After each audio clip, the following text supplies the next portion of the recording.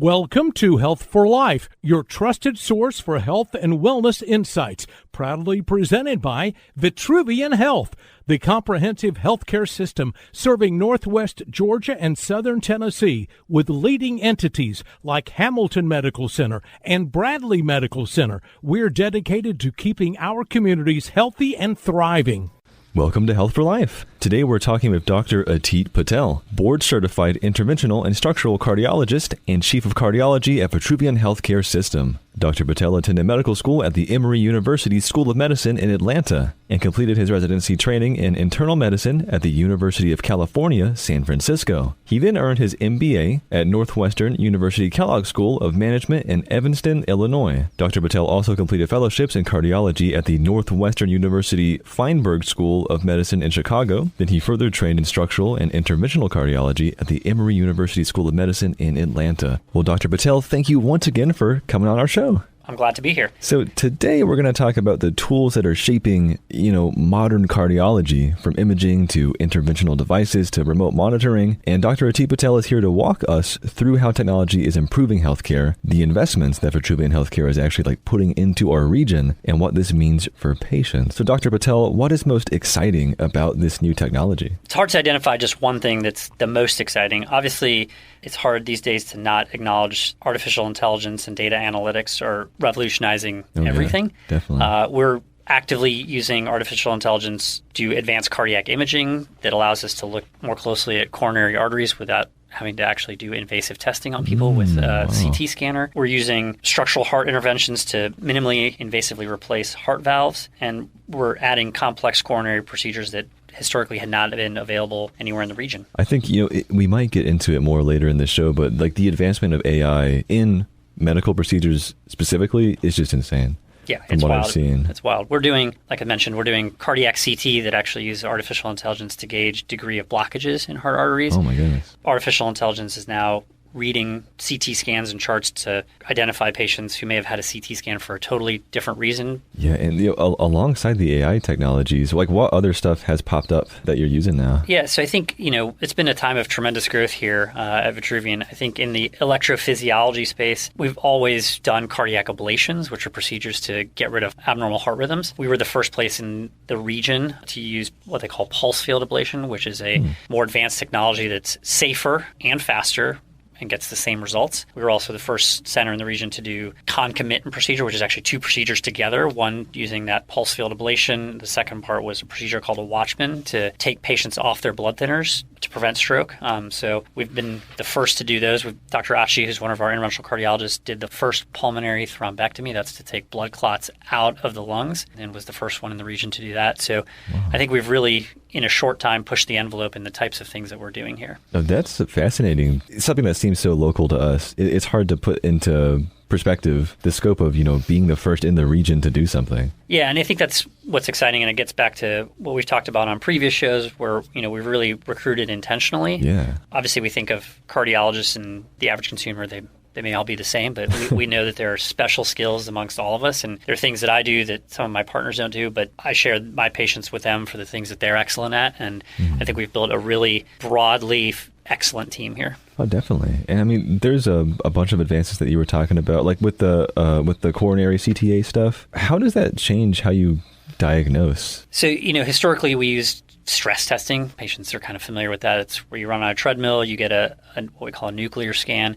Those have a very high rate of being inaccurate despite how long they've been around. They also expose patients to radiation. This new CT scanner that we have actually dramatically reduces the amount of radiation, gets much higher definition pictures and an anatomic look at the heart arteries. And then on top of that was where we actually partnered with a company called HeartFlow to do artificial intelligence on the flow in those arteries, and they can give us percentages of blockages in those arteries, as well as the type of plaque that is, to tell us, hey, should we take patients to the cardiac catheterization lab to do more invasive work? Should we treat these medically? Are these patients who should get surgery who may have been otherwise missed by traditional testing? When it comes to AI stuff, I always see how the budgetary constraints can kind of limit things. Is this a crazy budget thing, or is it kind of affordable in terms of, your operations? Yeah, no, this is affordable. I mean, I think one good thing about being in the healthcare space, at least in this country, is, there's a lot of entrepreneurs and investors and companies investing their own dollars and putting forth their own innovation. So this allows us to sort of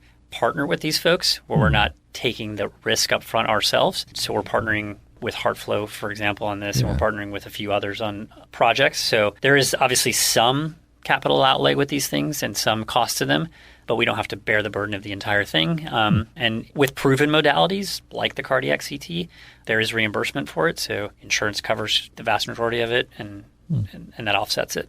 That's pretty awesome. Yep. That's a good deal. That, I mean, you guys can just be at the forefront of that kind of stuff. And so looking further into like Hamilton Medical Center's cardiac catheterization lab, what new tools are in that lab? So, we have for a long time have done coronary interventions, but in the last few years, we've really amplified our complex coronary interventions. These are patients who probably would have had to leave the region to get heart stents before. So now we're doing something called atherectomy, which is to essentially break down calcium in those arteries to make stenting easier. We're using something called intravascular lithotripsy, which uses ultrasound waves to actually break up that calcium in a really safe way. We have a dedicated interventionalist, Dr. Fishman, who does really complex, what we call high-risk coronary interventions. We're using the most advanced imaging, which is considered state-of-the-art, to ultrasound inside of heart arteries. And so these are all things that have been brought within the last 2 years here. And so we're really proud of the strides that part of our program has made. Something to that, personally, some family members that I know have been wearing like remote monitoring devices. How does that kind of change the field of, especially monitoring, but just cardiology in general? I think it's been really notable in the sense that when I started in this field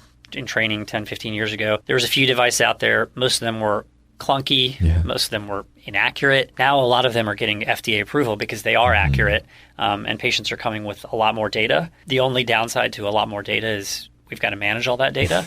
And so, we're actually partnering with a company to help us manage the inflow of remote monitoring data from all of the rhythm management to patients wearing mobile blood pressure cuffs, to other things, to help us take in all that data, triage it in a way that makes clinical sense so that we can deal with the things that are most high risk and acute first, and then work our way downward. It's crazy to imagine, like now that you've explained it in that way, that each person that is wearing that device, is that data being sent back to you guys? If it's a personally bought device, no, but if it's something that we're providing the patients with or is been prescribed, then yes. So you can just imagine we put patients on 24-hour monitoring, and so that means every heartbeat, if it's continuous monitoring, every single beat is being transmitted to us.